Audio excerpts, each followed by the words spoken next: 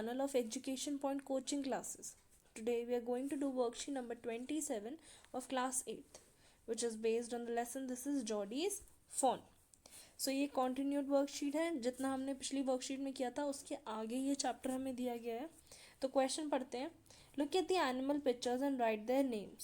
इन जानवरों के नाम हमें लिखने हैं इन पिक्चर्स को देख के. तो पहला जानवर कौन सा है? What do you think? It is a lion. Lion. Lion. Second one is wolf. I'll write it down here. WOLF, जिसे हम भेड़िया भी कहते हैं. Third one is dog, as you all can clearly see. Fourth is a kangaroo. KANGAROO. Kangaroo. Fifth one is a chimpanzee. Chimpanzee. Okay.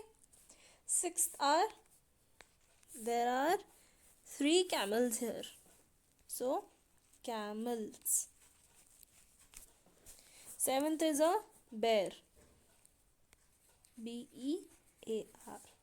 Okay, so this is question number 1. Let's quickly move on. Okay, so this is B part. इसमें हमें इस passage को पढ़ना है और उसके बाद इसके आगे के क्वेश्चंस को सॉल्व करना है. क्या लिखा हुआ है? Movement directly in front of him startled him so that he tumbled backward. यानी कि जॉडी के सामने एकदम से कोई आ गया, एकदम से मूवमेंट हुई, एकदम से हलचल हुई, जिससे वो बहुत ज़्यादा डर गया और पीछे गिर गया. The fawn lifted its face to his. यानी कि fawn ने एकदम से अपना चेहरा उठाया और एकदम उसके चेहरे के सामने आ गया. It turned its head with a wide wondering motion and shook him through with a stare of its liquid eyes. यानी कि जब उसने अपना चेहरा उसकी तरफ घुमाया तो उसने उसकी आँखों में देखा और उसकी आँखें एकदम पानी जैसी चमक रही थी. It was quivering. क्विवरिंग का क्या मतलब होता है? वो काँप रहा था. जो फ़ोन था वो काँप रहा था. It made no effort to rise or run. यानी कि फ़ोन ना ही वहाँ से उठना चाहता था और ना ही भागना चाहता था. वो बहुत ज़्यादा डरा हुआ था. Jody could not trust himself to move. यानी कि जॉडी भी नहीं चाहता था कि वो हिले. अगर जॉडी वहाँ से हिलेगा तो शायद हो सकता था कि फ़ोन को लगे कि वो उसे हर्ट करना चाहता है, कोई परेशान करना चाहता है. He whispered, it's me. Jody ने क्या बोला? कि it's me.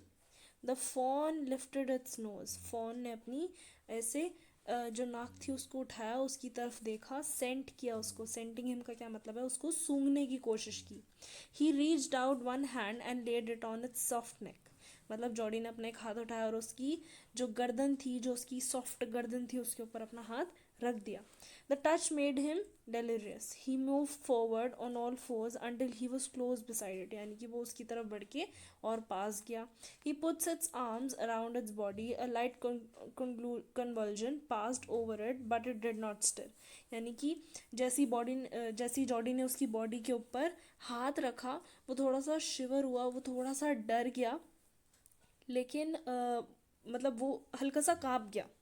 Basically he stroked its side as gently as though the fawn were a china deer and it might break it. यानी कि जॉडी को वो इतना ज़्यादा सॉफ्ट लग रहा था, वो इतना ज़्यादा नाजुक लग रहा था, ऐसा लग रहा था जैसे कि वो कोई चाइना डियर है. चाइना डियर मतलब कि कोई पत्थर से बना हुआ डियर है जिसको वो हाथ लगाएगा तो वो उसके हाथ से टूट जाएगा. वो इतना सॉफ्ट लग रहा था, वो इतना ज़्यादा कोमल लग रहा था.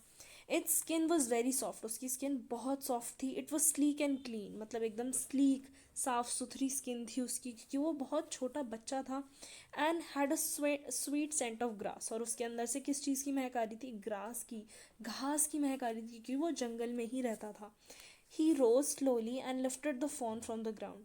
जॉडी उठा और उसने फ़ोन को भी अपनी गोद में उठा लिया. इट्स लेग्स हंग लिम्पिली. मतलब फ़ोन जो था उसकी जो टांगे थी वो ऐसे काँपने लगी. मतलब जो फ़ोन था वो शायद बहुत ज़्यादा उसको खाना नहीं मिला था, वो बहुत ज़्यादा कुपोषित था, जिस वजह से उसकी जो टांगे थी वो लिम्प कर रही थी, वो काँप रही थी बुरी तरह. They were surprisingly long and he had to hoist the fawn as high as possible under his arm. मतलब वो छोटा था लेकिन उसकी टांगे बहुत लंबी थी, क्योंकि हिरणों की टांगे लंबी होती हैं, इसलिए उसकी टांगे भी बहुत लंबी थी, जिसकी वजह से जॉडी को उसे बहुत ऊंचाई पर उठाना पड़ रहा था ताकि उसकी टांगे ज़मीन पर ना लगे. So this is the passage जिसे हमने अब पढ़ लिया है. इसके ऊपर जो क्वेश्चंस हैं, इस पर बेस्ड जो क्वेश्चंस हैं, अब हम उन्हें करेंगे. So let's move on.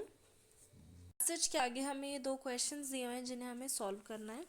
तो पार्ट सी से शुरू करते हैं. Now complete the following sentences using the hints given in the bracket. Bracket को ही यूज़ करके हमें इन फिल इन द ब्लैंक्स को भरना है.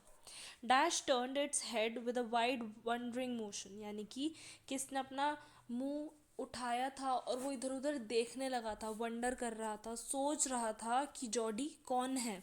तो फॉन था वो जो देख रहा था, सोचने की कोशिश कर रहा था. Okay. Second, dash whispered it's मी. किसने विस्पर किया, किसने बोला कि ये मैं हूँ. जॉडी ने बोला. ओके. किससे बोला, फॉन से. Dash were surprisingly long and he had to hoist the fawn as high as possible under his arm. यानी कि क्या था जो बहुत लंबा था जिसकी वजह से जॉडी को फ़ोन को बहुत ऊंचा उठाना पड़ रहा था. वो फ़ोन की टांगे थी, क्योंकि फ़ोन बहुत लंबा था. डियर जो होते हैं उनकी टांगे लंबी होती है, इस वजह से फ़ोन की टांगे लंबी थी और जॉडी को उसको बहुत ऊंचा उठाना पड़ रहा था. तो इसका आंसर हो जाएगा fawn's legs. Okay. Now part D. Answer the following questions. इन क्वेश्चंस के हमें आंसर लिखने हैं. Fourth, it made no effort to rise or run. मतलब उसने ना उठने की कोशिश की और ना ही भागने की. Who is it. इट कौन है. इट कौन है, किसकी बात हो रही है यहाँ पे, फॉन की बात हो रही है. It is basically fawn. Fawn ने ना ही उठने की कोशिश की और ना ही भागने की कोशिश की. Fifth, how was fawn skin. Fawn की जो स्किन थी वो कैसी थी. अभी जो सेंटेंस है ये मैंने आपके पैसेज में से ही उठाया है, आप लोग इसको ढूंढ सकते हो, पैसेज में ही दिया हुआ है. फॉन की स्किन कैसी थी. Its skin was very soft. उसकी स्किन बहुत ही सॉफ्ट थी. इट वॉज स्लीक, बहुत साफ थी, क्लीन थी, and had a sweet scent of grass. और उसकी स्किन में से हल्की हल्की खुशबू आ रही थी. किस चीज़ की, घास की खुशबू आ रही थी. ओके.